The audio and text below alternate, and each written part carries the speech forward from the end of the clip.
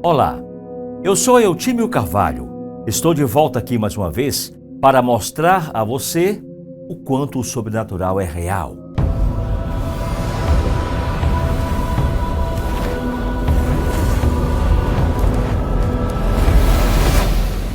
Eu nunca duvidei que esse nosso mundo seja repleto de mistérios e coisas sobrenaturais, principalmente depois de uma noite de terror que eu e mais 3 amigos passamos aqui mesmo, numa fazenda do município.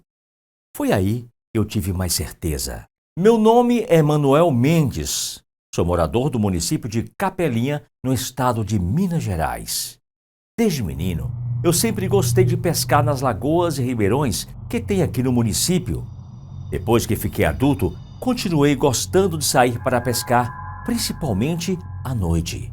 Nessas pescarias, porém, eu nunca ia só. Quase sempre saía com algum grupo de 4 pessoas. Era eu, Marcão, Danilo e o Choca. Na maioria das vezes, a gente só voltava de madrugada. No mês de março de 2016, em plena sexta-feira, assim, na boca da noite, a gente pegou nossas tralhas, anzóis, facões e fomos pescar. Mas antes de sair da estrada, que levava para fora da cidade, passamos na bodega do seu Filinto para comprar uma garrafa de cachaça, pois pescaria sem pinga não é pescaria. Quando o Marcão parou a C10 velha que ele tem em frente à bodega, entramos e compramos a pinga. Seu Filinto, que nos conhecia há muito tempo, perguntou logo se a gente estava indo pescar na lagoa da Monte Verde. Eu disse que sim. Foi então que ele me disse que era melhor voltar ou então ir pescar em outro lugar, pois Carlito tinha passado mais cedo no boteco, indo para a cidade, e disse que o Dr. Augusto estava na fazenda. A Fazenda Monte Verde é uma fazenda que tem uma lagoa grande cheia de peixes, onde nós costumamos pescar. Seu Carlito, que é o encarregado da fazenda, não se importa e muitas vezes ia até pescar com a gente. Mas até hoje eu não sei o motivo quando o patrão vinha na sexta-feira, dispensava ele do serviço e só voltava na segunda-feira. Esse doutor Zé Augusto morava em Belo Horizonte e, diferente do seu Carlito, não gostava nada que as pessoas fossem pescar na lagoa. Mas não era só isso que o povo dizia. Falavam as más línguas de que ele era metido com coisas que não presta e usava as matas da fazenda para fazer certos rituais. Como a gente estava na boca da estrada, decidimos ir mesmo assim. Só que passamos direto pela fazenda dele e fomos pescar no Ribeirão São Lourenço. Era uma parte que fica no fundo do sítio de seu Leone, outro antigo morador da região. Esse sim é muito gente boa e não se importa quando as pessoas vão pescar no fundo de seu sítio. O tempo foi passando e nenhum de nós 4 estávamos pescando nada. Naquela noite, parecia que os peixes simplesmente haviam desaparecido. Só tinha mosquitos nos comendo vivo. Por isso, resolvemos voltar para casa sem pescar ao menos um lambari. A Fazenda Monte Verde ficava ao lado do sítio do seu Leone, separado apenas por uma estradinha de terra. Naquela hora, Danilo falou que para não perder a viagem, a gente podia entrar pela mata e pescar escondido na lagoa da Monte Verde. Todos concordamos com a ideia. Então, deixamos a caminhonete escondida na beira da mata. Passamos por cima de uma porteira lateral. Seguimos andando por uma trilha. Depois de uns 10 minutos, chegamos à beira da lagoa. Cada um de nós ficou em um ponto da pescaria. Eu fiquei mais próximo de Danilo e os outros 2 foram para o outro lado da lagoa. Diferente do que acontecia no Ribeirão de seu Leone, na lagoa da Monte Verde, os peixes estavam mordendo muito. Passado mais ou menos meia hora, começou uma ventania estranha. Parecia até que o vento falava. Era como gritos agudos e altos que fizeram meus pelos se arrepiarem.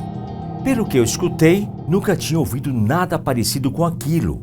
E quando olhei para cima, tive a sensação de ver um vulto grande passar sobre a lagoa e ir na direção da casa sede. Na hora eu fiquei arrepiado. Acendi a lanterna, pisquei a luz. Era esse o sinal que a gente fazia quando queria chamar a atenção um do outro. Na mesma hora, Danilo acendeu a lanterna e também piscou. Levantei, fui para onde ele estava. E lá chegando, Perguntei se ele também ouvia o piado. Ele me disse que sim e que achava que era uma rasga-mortalha. Fiquei cismado, mas continuamos pescando. Foi então que escutamos barulhos estranhos, como se alguém andasse na mata logo atrás da gente. Danilo achou que podia ser o Dr. Augusto e por isso levantamos e fomos caminhando em volta da lagoa para encontrar Marcão e Choca. Quando a gente chegou, eles disseram que também escutaram um barulho atrás deles. Mas o problema era que a lagoa tinha quase 2 hectares de área alagada e assim não tinha como a coisa rodear tão rápido. Como a gente não sabia o que estava acontecendo à nossa volta, resolvemos sair de lá o mais rápido possível. Mas quando pegamos a vereda para sair, escutamos um barulho que lembrava um berro de algum animal ou algo parecido. Tentamos olhar em volta, mas não vimos ninguém. Mesmo assim, começamos a andar bem rápido. Só que de maneira inexplicável, a gente não achava a saída. E para piorar, em todos os lugares que íamos, escutávamos os barulhos. A gente caminhou tanto que as pernas começaram a doer. E quando nos demos conta, estávamos na beira da lagoa novamente. Aquilo era impossível, pois nós sempre pescávamos na lagoa e nunca havíamos nos perdido. De repente, começamos a sentir um vento gelado. O barulho que ele fazia era semelhante a um assovio. Então eu tive a ideia de subir em uma árvore para tentar encontrar a direção da estrada. Lá de cima eu pude ver algumas luzes, mas ainda fiquei na dúvida se eram as luzes da casa sede da fazenda. Mesmo assim, a gente a seguiu. Mas quem disse que encontramos a casa? Vocês podem nem acreditar. Rodeamos e saímos de novo na beira da lagoa. Naquela hora, o desespero começou a tomar conta de nós 4. Nem mesmo a pinga estava dando coragem, pois parecia que a gente era preso ali. Só que não tinha nem muro nem grades, era alguma coisa que nos cegava. Tentamos nos acalmar. Fomos novamente para o começo da trilha e seguimos em frente alguns metros. Tinha uma bifurcação. A direita ia para a sede da fazenda e a esquerda era a direção de onde a gente veio. Seguimos à direita, andamos, mas não saíamos em nenhum lugar. A trilha simplesmente acabava e depois era só mata. Não aguentávamos mais correr. Foi então que Danilo se zangou de vez e falou que ia ficar lá no final da trilha e esperar o dia amanhecer. Sentamos ali mesmo no chão, nos escorando no tronco de uma árvore e ficamos lá, rezando para o dia amanhecer logo. Também para Deus nos proteger daquela criatura que rondava pelas matas. Aquela foi com certeza a noite mais longa de nossas vidas e também a mais horripilante.